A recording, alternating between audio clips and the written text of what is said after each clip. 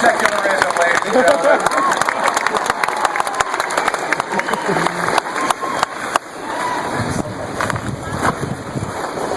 I have a confession to make.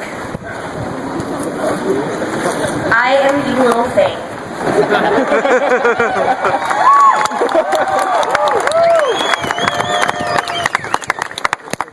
That seems to be my identity these days. So, why am I here? I don't necessarily feel like I belong here.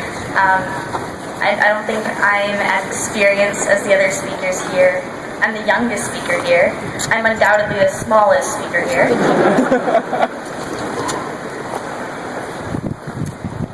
This movement, when I think of this movement, the first thing that comes to mind are the students in it. Can all the students, raise your hands? Yeah, I would say that's most of you. It's like, I keep a steady hand. And I think what the students in this movement are doing There we go. is amazing. And I think ideally you should get a front so you can actually it's shoot what video brings of her. people together in the biggest way. Ideally you should get it close so you can shoot video of I her. witnessed firsthand Yeah, that's the hard part though. people all over the world I wanted to, but come together to support me and what I was doing. you actually get it from that? Nope. And that's something that I can't begin to express in words, how good it feels. I began all of this when I was a freshman in high school. And it inevitably ended up becoming a lawsuit with the ACLU against my city. And I won that lawsuit in January.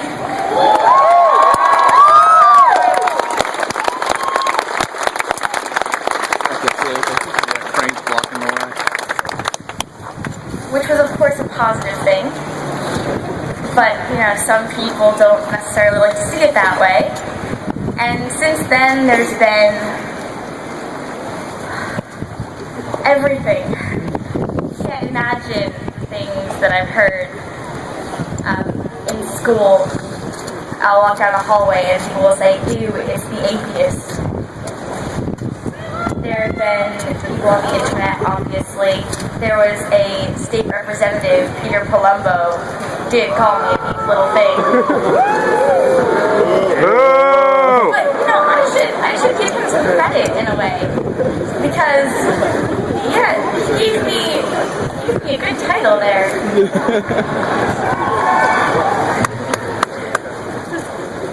So, what I said before about this movement, I think the students are really an important part of that.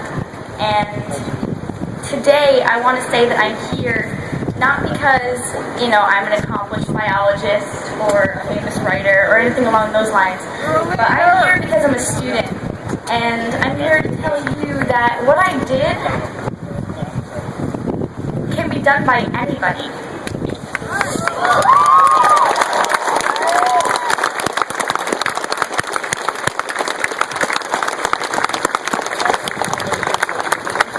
I've made so many friends, and this whole community has changed my life in more ways than I'll ever even realize. And I think I could just talk all day about how thankful I am. It wouldn't be enough. This community, for a person who felt completely alone, completely rejected by her school, in her community, even old friends. This community changed everything. And I'm looking and I can't even see an end to the number of people standing here.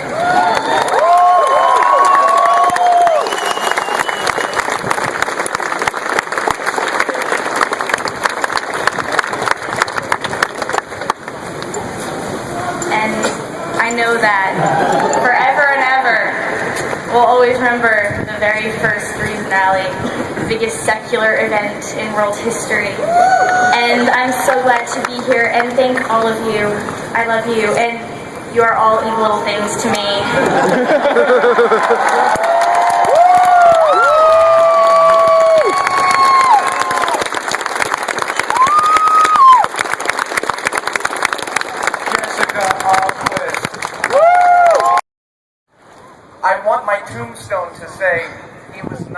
work with.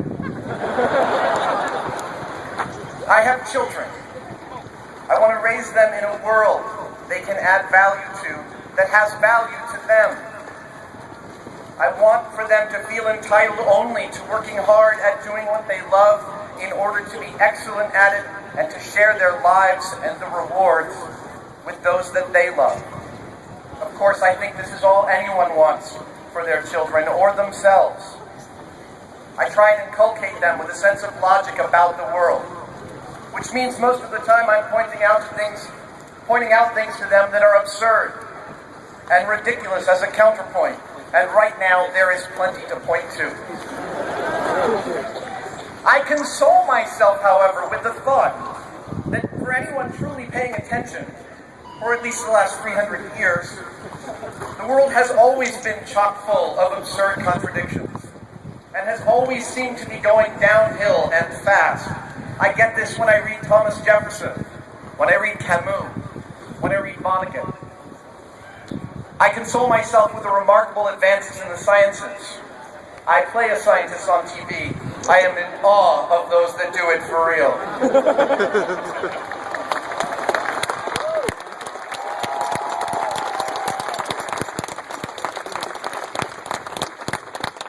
Testable, provable phenomena and the predictions they allow, big and small, brought me here in front of you today.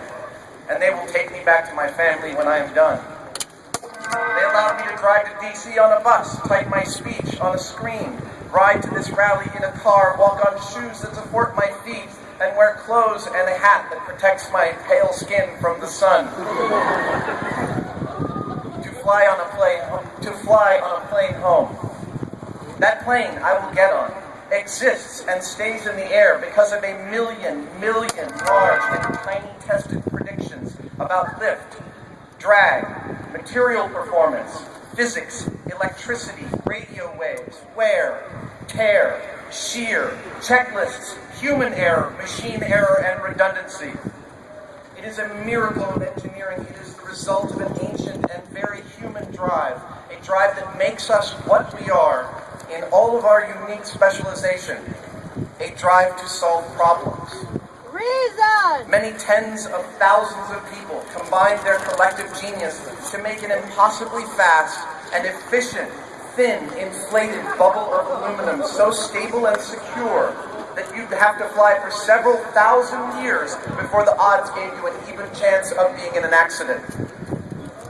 Everything that we have that makes our lives possible exists because human beings have tested the things they found in their surroundings, made predictions based on those tests, and then improved upon them.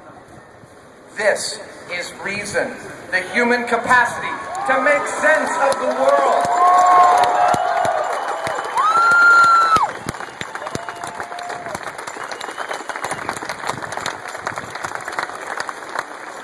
Here are some other things that, like the components of the airplane, have been tested and proven.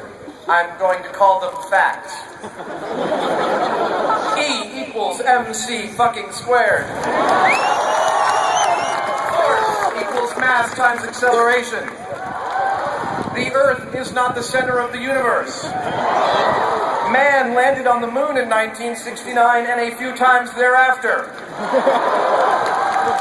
Burning airplane fuel caused a tragic, catastrophic collapse of the Twin Towers in 2001.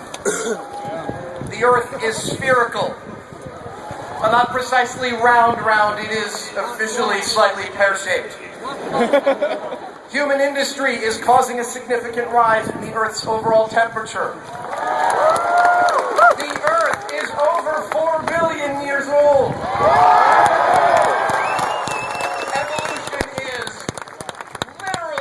Fact of life. As Neil deGrasse Tyson says, whether or not you believe them. Now, here are some of my beliefs that are true to me. You cannot teach kids about sex by telling them not to have it. I believe making drugs illegal is stupid and damaging to us as a people. I believe that if we take care of our surroundings, they will take care of us. I believe that inside every tool is a hammer. I believe that people have an inalienable right to choose what to do with their own bodies. I believe that in the community it is our duty that we should take care of each other in times of need. I believe that if you tell people the truth and let them make decisions based on that, much of the time they'll make pretty good decisions, but not always. I believe that that which is detestable to you, you should not do to another. I believe that while not all people are essentially good, most are trying. I believe that rules do not make us moral. Loving each other makes us moral.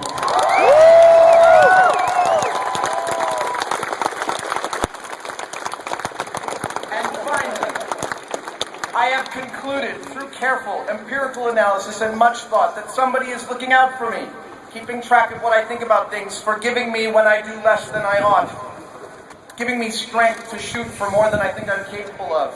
I believe they know everything that I do and think, and they still love me, and I've concluded after careful consideration that this person keeping score is me.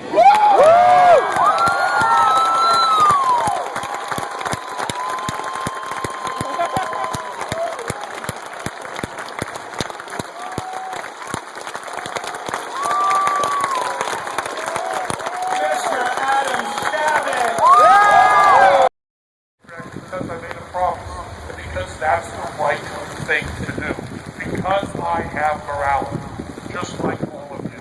And it's about time we grab the moral high ground.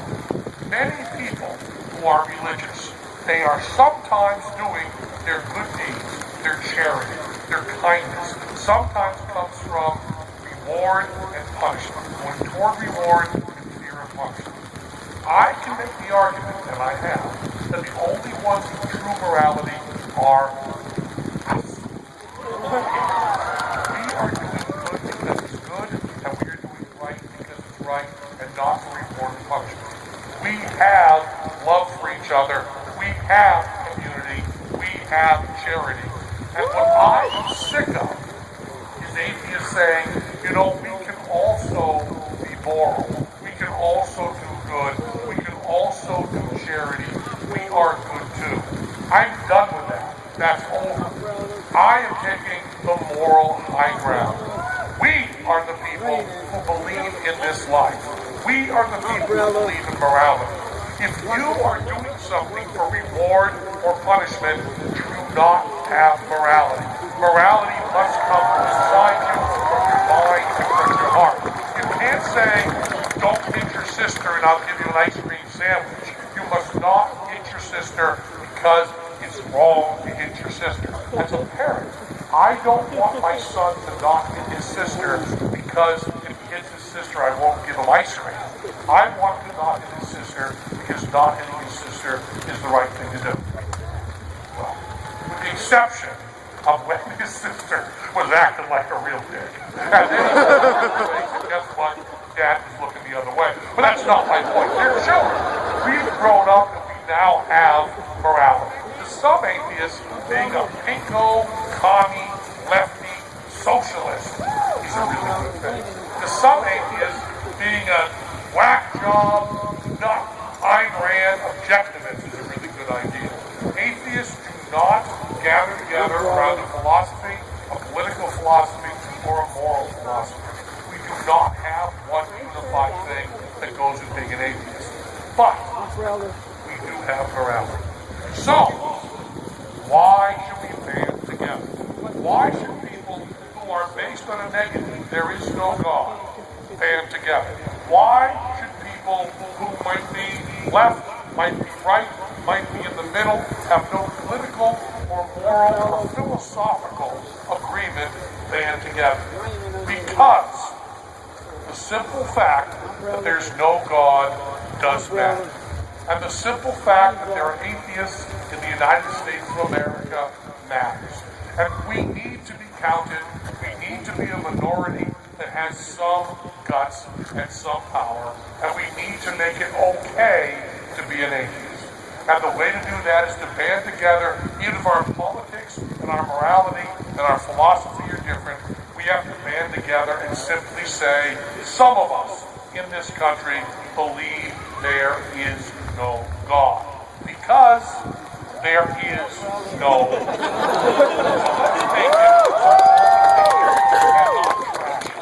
Let's make it so they're as embarrassed to say something bad about atheists as they are to say something bad about Mormons.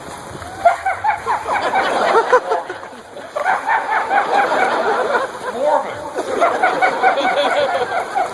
Now, as crazy as you people are, as hated as you are by your neighbors, as powerless as you are, you need to have more respect in the United States of America than Mormons. Let me show you my atheist underwear. No, I won't show you my atheist underwear. I don't have special magic underwear, but I do have underwear with the Incredible Hulk on. I do. I have underwear with the Incredible Hulk on. And if someone who wears Mormon magic underwear can be respected in the United States of America, then certainly someone like me, someone like you, who's wearing Hulk underwear can do okay. It's about time we all stood up together and said, you know, we're atheists, we're okay, you're going to have to respect us or there's going to be trouble. Because we win the Nobel Prize. We have a lot of money. We make breakthroughs in medicine, and we are the most fun to be around. So let's all band together and remind people there's no God, and we're okay about it. Please, thanks a lot.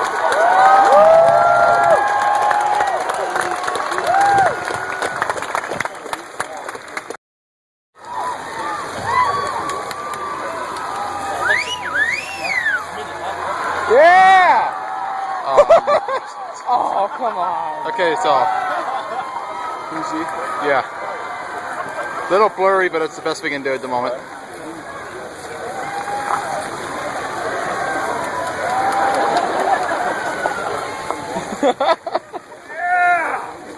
Dude, it's like... Woo! Tim's such a non-believer, he doesn't even believe in shoes.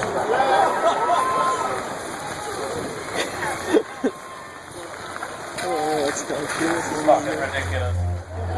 What's wrong with you people? Standing in the rain because you all don't think something similar.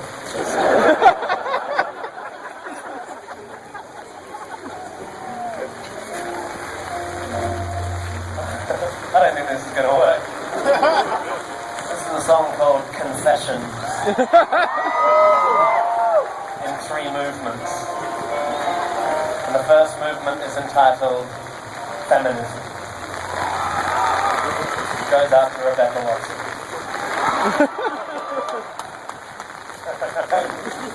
Even these people can be divided. I believe that women have the right to walk the streets at night without being afraid for their lives. And I believe a woman has the right to choose what happens to her body without suffering the judgment of the conservative right. And I believe a woman has the right to wear the clothes she likes without being treated like dirt. And I think we men are pathetic, how we seem to use aesthetics as the measure of a woman's worth. Woo! I'm ashamed on behalf of my sex for making women feel like objects.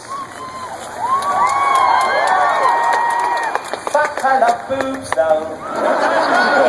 I just really love them.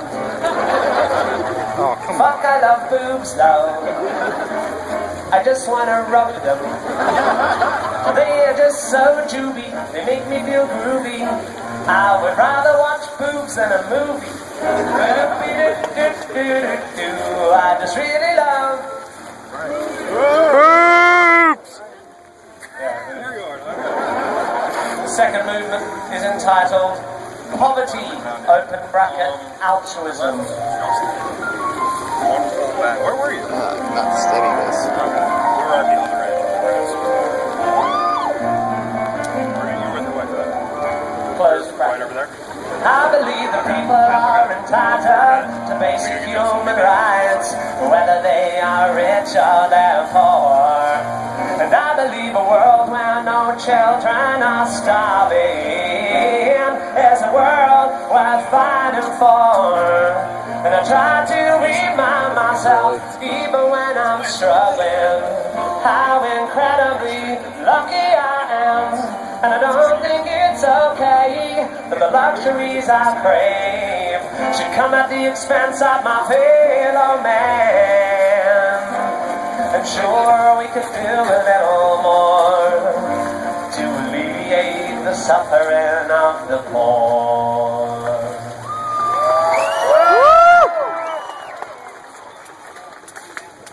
Fuck, I love boobs though.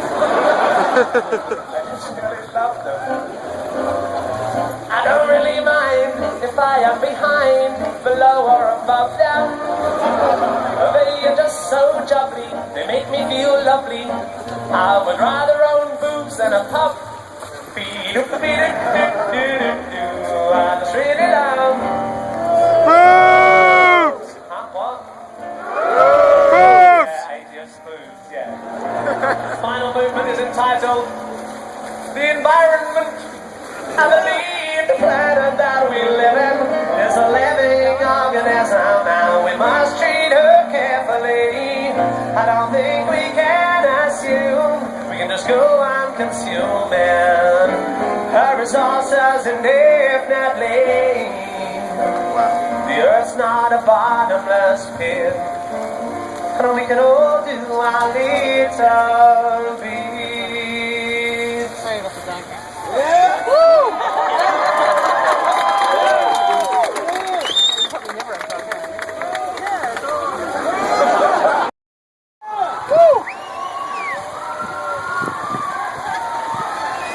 I love boobs though. I just really care for them. They are equally fun when they're 21, octogenarian. They are just so flappy, they make me feel happy. I would rather eat a boob than a bat. Beat up, beat up. Evolutionary theory says bosoms are buttock-like protrusions designed to tempt men in situations when they can't get a glimpse of girls' bums. I find such hypotheses dumb. It's like that one that says lipstick is for making your lips look more like the lips of a happy vagina. Since they said that I can't look my great aunt in the eye, why do you have to say that? Oh,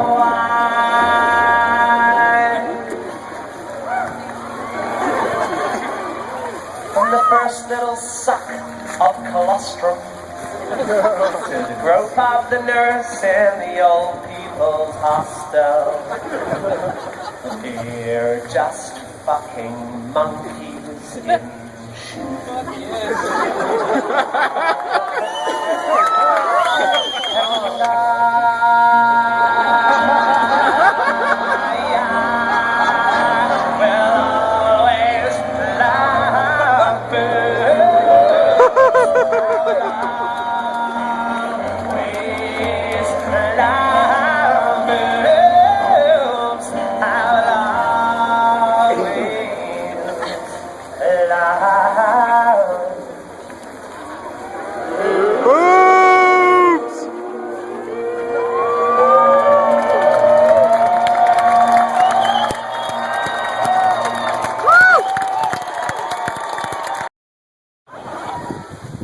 I don't want to be here.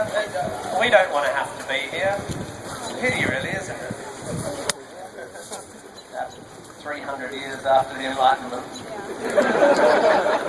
We still have to be here, having a fucking rally for the obvious.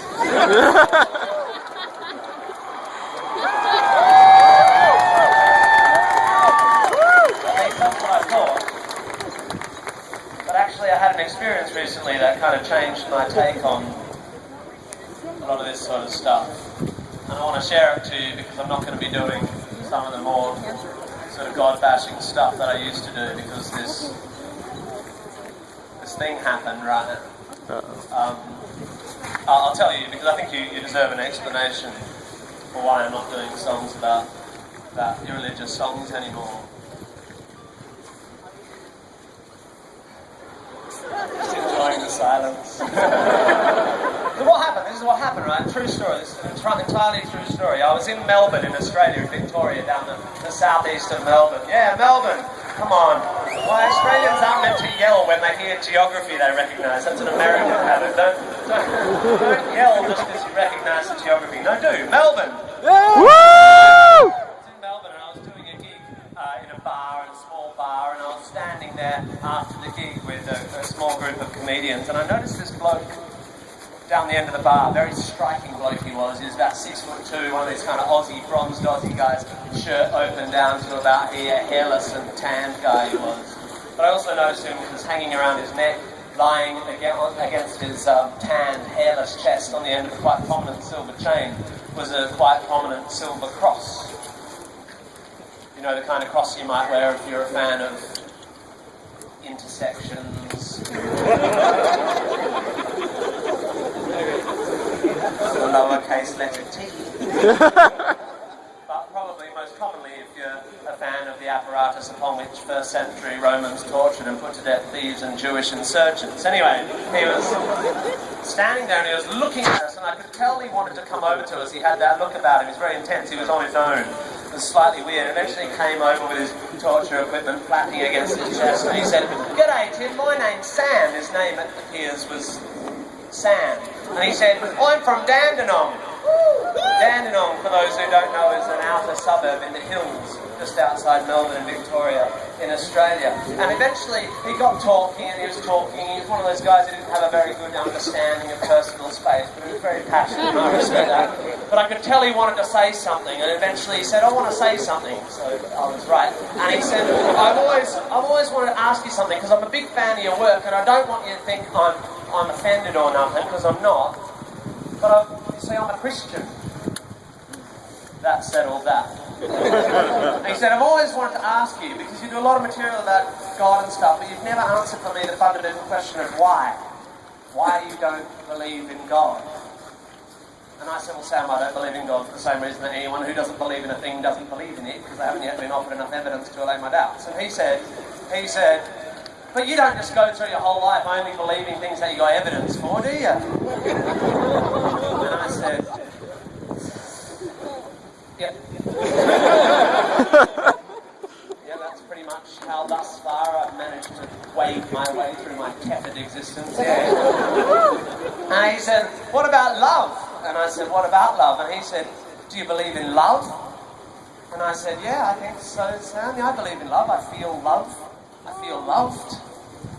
Yeah, I believe in love." And he said, "Aha! You don't have any evidence for love?" And I said, "Oh, well, yeah, I mean, sure.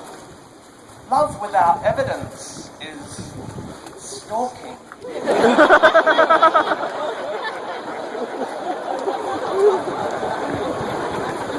So it was going fine, right? And then Sam said this. He told me the story of his mum, an incredible story, and I'll tell you it now as quickly as I can. Apparently Sam's mum in her early 60s had developed a problem with her eyes, and she didn't want to go to the doctor. She didn't like the idea of doctors, but eventually they cajoled her into going. And the GP, the MD, took one look at her eye and said, "You must see a specialist as soon as possible. This is a degenerative eye disorder. If you don't have surgery, you will go blind." And Sam's mum was afraid because she didn't trust doctors, she didn't believe in modern medicine. But Sam and his mum had their church there in the hills, in the Dandenong Ranges outside Melbourne in Victoria in Australia. There was one of these big glass, really popular churches, and it was to their church that they went that Sunday. And apparently the entire packed congregation of some 3,000 people all simultaneously prayed for Sam's mum. And the following Tuesday, when they went to the specialist, there was no sign whatsoever that there'd been anything wrong with her eyes. They were perfectly healthy. She was cured. She'd been healed. And the reason this story had such an impact on me is I try more than anything else to to be intellectually honest, with myself and with others. And all I've ever said is I want evidence. And here I was for the first time experiencing a first-person account of what can only be described as a miracle. I went right on blue when I wrote this song. I have an apology to make. I'm afraid I made a big mistake. I turned my face away from you, Lord. I was too blind to see the light. I was too meek to feel your might. I closed my eyes, I couldn't see the truth, Lord.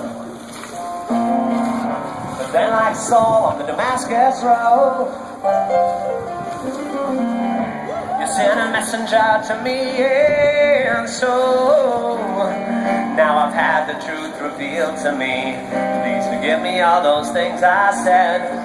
I'll no longer betray you, Lord. I will pray to you instead, and I will say thank you, thank you, thank you, God. Thank you, thank you, thank you, God. Thank you, God. Thank you, God, for fixing the cataracts of Sam's mum. I had no idea about it, suddenly so clear now. I feel such a cynic, how could I have been so dumb? Thank you for displaying how praying works, a particular prayer in a particular church. Thank you, Sam, for the chance to acknowledge this omnipotent ophthalmologist. Thank you, God, for fixing the cataracts of Sam's mum. I didn't realize that it was so simple, but you showed a great example of just how it can be done. You only need to pray in a particular spot to a particular version of a particular God, and if you pull that off without a hitch, he will fix one eye of one middle-class white bitch.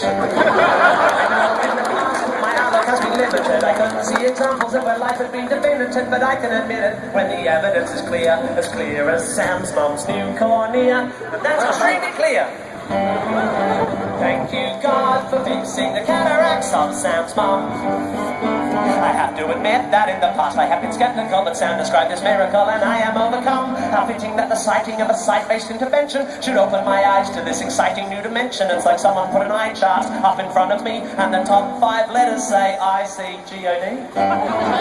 Thank you, Sam, for showing how my point of view has been so flawed. I assumed there was no God at all, but now I see that's cynical and simply that his interests aren't particularly broad. He's largely undiverted by the starving masses or the inequality between the various classes. He gives out strictly limited passes, redeemable for surgery or 2-for-1 glasses. I feel so shocking for historically mocking you. Your interests are clearly confined to the ocular. I bet given a chance you'd eschew the divine and start a little business selling contacts online. Fuck me, Sam. What are the odds that of history's endless parade of gods and the God you just happen to be taught to believe in is the actual one? And he digs on healing, but not the AIDS-ridden African nations, the victims of the plague, nor the flood and the lesions, but healthy, privately insured Australians with common and curable lens degeneration. The story of Sam's was but a single explanation, a surgical God who digs on magic operations. Now it couldn't be mistaken attribution of causation, born of a coincidental temporal correlation, exacerbated by a general lack of education vis-a-vis physics in Sam's parish congregation. It couldn't be that all these pious people are liars. It couldn't be an artifact of confirmation bias or a product of groupthink, a mass delusion, an emperor's new clothes style fear of exclusion. No, it's more likely to be an all-powerful magician, a misdiagnosis of the initial condition, or one of many cases of spontaneous remission, or a record-keeping glitch by the local physician. But the only explanation for Sam's mum seeing, they prayed to an all-knowing super being, to the omnipresent master of the universe, and he liked the sound of their muttered verse. So for a bit of a change from his usual stunt of being a sexist, racist, murderous, and just like that, used his powers to heal the cataracts of Sam's mom, of Sam's mom. Oh, thank you, God, for fixing the cataracts of Sam's mom. I didn't realize that it was such a simple whole thing. I feel such a tingling, what ignorant scum. Now I understand a prayer can work, a particular prayer in a particular church, in a particular style with a particular stuff, and for particular problems that are particularly tough, and for particular people, preferably white, and for particular senses, preferably sight, a particular prayer in a particular spot, to a particular version of a particular God. And if you get that right, he just might take a break from giving babies malaria and pop down to your local area to fix the cataracts of your mum.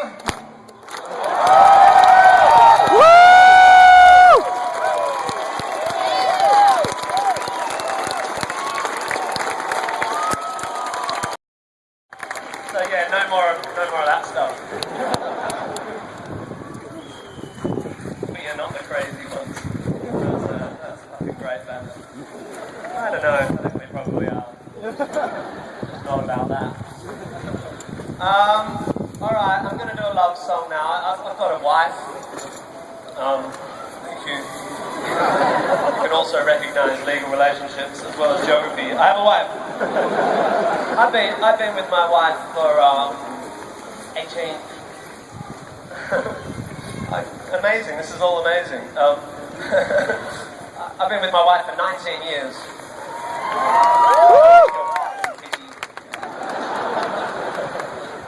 Doing a blowjob. It's not true. I mean, it is. It's not. It is, but it's true. It's true. But when you've been with someone that long, when Sarah's played such a fundamental part in my understanding of life and in who I am, Sarah, one comes to the conclusion that we're soulmates, you know, that she was sent to me back then in 1993 in Perth, Western Australia. So I'd like to play a song for my one true love. It's called If I Didn't Have You.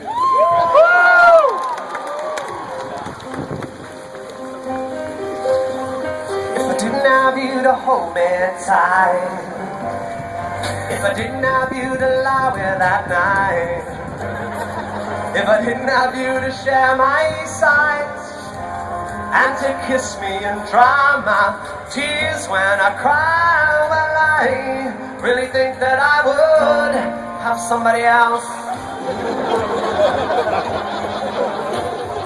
If I didn't have you, someone else would do. Your love is one in a million. You couldn't buy it at any price. But of the 9,999,000 other possible loves, statistically, some of them would be equally nice.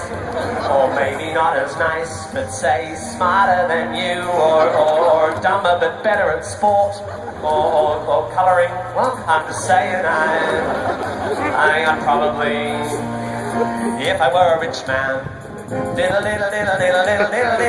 I guess I would be with a surgeon or a model or a rally of the Royals or a Kennedy or a maniacal exhibitionist heiress to a large chain of hotels. If I were a rich man, maybe I would fiddle with the rich man girls. I'm not saying that I'd not love you if I were wealthy or handsome, but realistically there's lots of fish in the sea, and if I had a different rod I would conceivably land some, even though I'm fiscally consistently pitiable and considerably less Brad Pitt than Brad Pitiful. Am I really so poor and ugly that you think only you could possibly love me? And I think I'd probably...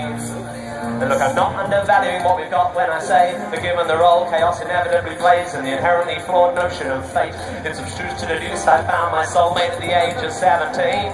It's just mathematically unlikely that at a university in Perth I happen to stumble on the one girl on earth specifically designed for me. And if I may conjecture a further objection, love has nothing to do with destined perfection. The connection is strengthened, the affection simply grows over time, like a flower or a mushroom or a guinea pig or a vine or a sponge or bigotry or banana. And love is made more powerful by the ongoing drama of shared experience and the synergy of a kind of symbiotic empathy or something like that. So I trust it goes without saying that I would feel really very sad if tomorrow you were to fall off something high or catch something bad. But I'm just saying, I don't think you're special.